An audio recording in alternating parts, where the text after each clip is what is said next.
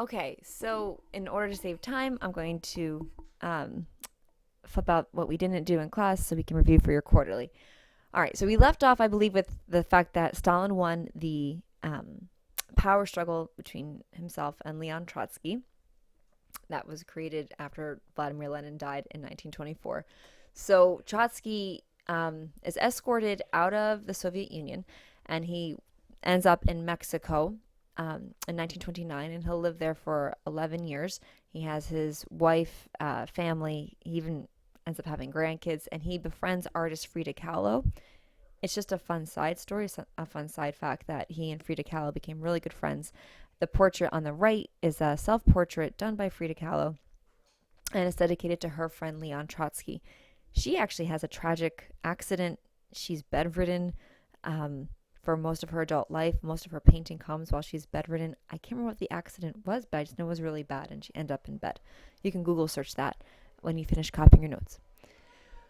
So Stalin couldn't let Trotsky live for too long because Trotsky could then, gain support, gain a following, and come back to the Soviet Union and claim power over Stalin. So he sends an assassin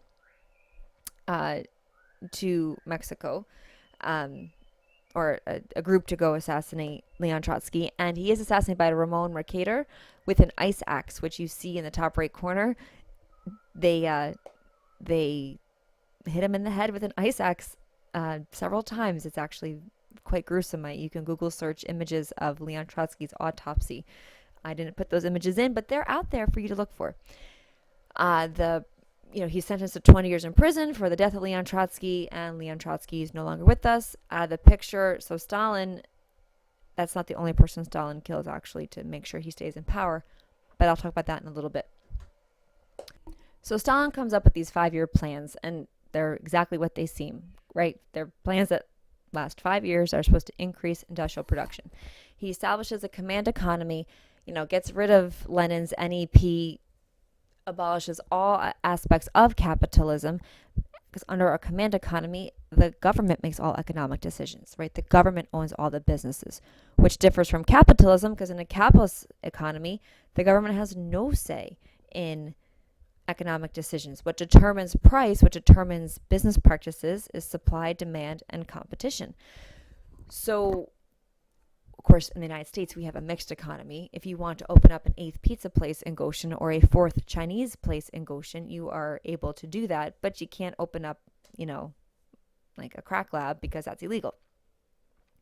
So his desire was to increase industrial production with these 5-year plans.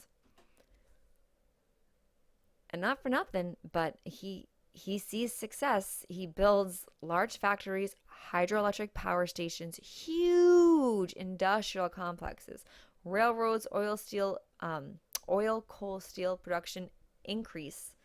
They all increase, and mining also increases. This is done, though, at a huge, huge human cost. Millions of people are going to die by industrializing the Soviet Union.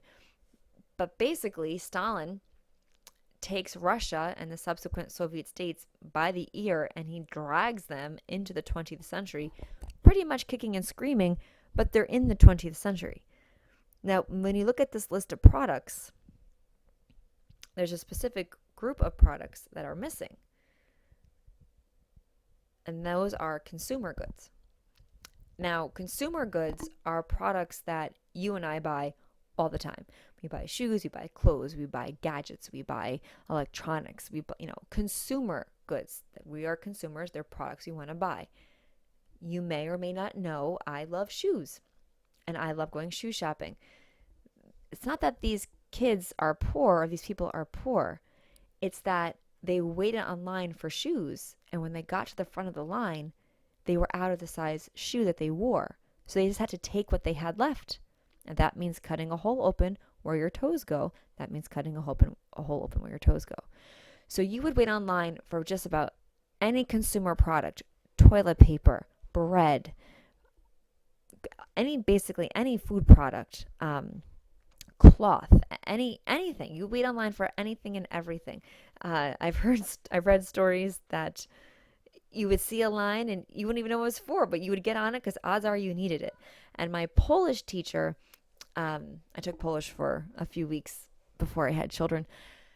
My Polish teacher grew up in communist Poland, and she told us the story of how she wanted to have a fresh ham on Easter Sunday. That's what we have on Easter Sunday. When the Polish, we have fresh ham, which is basically pork. And she wanted a fresh ham. So she got up early and she went to go wait online to get this fresh ham. And her mother said to her, "You are crazy. What are you doing?" And she said, "I want a fresh ham. It's tradition. I'm going to go wait online." 4.5 hours she waited online. And the woman in front of her got the last fresh ham. And she was probably, she said she's about 2/3 into the line. That's where she was waiting, and the woman in front of her got the last one. So everyone behind her, including herself, didn't get one. And I just looked at her and I was like, oh my gosh, was it crazy for you then to come to this country where, if I want a fresh ham for Easter, I can call Hannaford or Price Chopper or ShopRite, or, I can support a local deli and call Quaker Creek, where, it'd be like really good quality pork. And she said that she definitely did have a culture shock. We have entire aisles in our grocery stores dedicated to cereal or, snacks, a dairy aisle. She said that was a very overwhelming thing for her to come in and see, all of this basically stuff that we have access to without even thinking about it. So consumer goods was definitely at a low. That said, if you look at this chart, Stalin's plans, they were successful. So this column here, this is the plan. And then this column here was what actually happened. So now their national income in rubles, which is the money of the Soviet Union and actually still the money of Russia today, the plan was to increase it to 49.7 million rubles. It only goes to 45.5 million, but it's still, that nearly doubles. In 5 years, he doubles the national income. He meets and actually exceeds his gross industrial production plan, by 0.1%, but he definitely does meet it. Actually exceeds it. Consumer products, this was the plan. It doesn't go up as much clearly as industrial products, but that's the lacking. That's why they had to wait online for everything. But he saw success. You do have increases across the board. So if you think about Russia at the turn of the 20th century, in 1900, serfdom was just ended 29 years earlier. You still have an absolute monarch. It's backward. You still have like old-fashioned ways of agricultural production. After World War II, there are two superpowers in the world, and it's the Soviet Union and the United States. Stalin does that. He's crazy, and millions of people will die because of it, but he does it. So he was successful. A horrible person, needed a lot more hugs as a child, for sure, but he increased production. So one of the hardships that people faced was collectivization. Now, communism is scientific socialism. I might even be repeating myself. I can't remember if I said this a few minutes ago or not, because I say it all the time. But it's scientific socialism. If we were communist, I would collect all your cell phones, I would collect all of your personal property, and I would redistribute it based on need. There is no such thing as private property. There is no such thing as personal ownership. Everything belonged to technically everyone, and the government decided who got what. So my dad has a 110-acre farm. It's his farm. Well, his and my cousin's. You can't just walk on my dad's farm. You have to have permission. You can't just come and snowmobile, or it would be weird. You have to make sure you know the farmer. That wasn't so much the case under Stalin. Farms were made into these collectives, and they were owned and operated by a group of peasants. They keep their homes, but that's it. All the land, everything that was on the land belonged to the collective, and you had to meet a quota. We're going to watch a documentary next week. People in Ukraine kind of fought against this collectivization, and Stalin forces a famine on these Ukrainians that is just devastating. tons of food will be exported out of Ukraine and sent back to Russia. And hundreds of thousands of Ukrainians are going to starve to death because of it. So you don't mess with Stalin. Even if you don't agree with his practices, you still don't mess with Stalin. And if you didn't meet your quota, whether it be an industrial quota or an agricultural quota, you were sent to the gulags, which are these horrible, horrible work camps. You would work these long hours in all kinds of conditions. If you did not meet your quota in the gulag, you were sentenced to a longer day. You were fed less, which of course makes you not as productive. You were tortured. The bottom right hand image, those are sketches done from someone that was inside the camp. I believe it was a guard inside the camp. And that's really our only inside look onto the abuse that these prisoners actually received. There's not a lot of photography that was taken inside of basically the torture areas. So these gulags were horrible, horrible places. But that's why he was able to meet all these massive industrial quotas. That's how he does it. He has forced labor. He basically has millions of slaves at his disposal where he can force them to work and do these jobs free of charge. And if they died, well, there'll be another shipment coming along anyway. So he gets a little what's the word? Paranoid. Paranoid is a good word. He gets a little paranoid after he's, a decade into his reign, and he feels like everybody's out to get him. And these old Bolsheviks, the ones who fought the revolution, the ones who took down the Tsar, the ones who actually won and then made him, supported him. Stalin wasn't huge in the revolution. He really didn't have that active of a role. He tries to rewrite history and give himself a more active role, but he doesn't. And he puts these old Bolsheviks on trial. Now, these were show trials. There was no meat to them. They basically confessed to crimes they did not commit, either to save themselves or their families from torture.